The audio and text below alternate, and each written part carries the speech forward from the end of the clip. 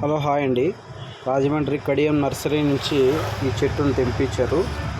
అనంతపురంలోని అరవింద్ నగర్లో ఈ చెట్టు క్రెయిన్ ద్వారా దింపుతున్నారు. చాలా అందంగా ఉంది. చాలా ఏళ్ళ నాటి చెట్టు. ఎంతో జాగ్రత్తగా దీన్ని తీసుకొని వచ్చి అనంతపురం నందు మనం చూస్తున్న చెట్టు ఎంతో జాగ్రత్తగా దింపుతున్నారు. ఇది ఇప్పుడే చూడొచ్చు.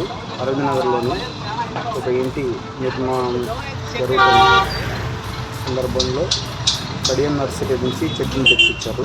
రాజమండ్రి చాలా అందంగా ఉంది. అమౌంట్ మనకి ఎంతో తెలియదు.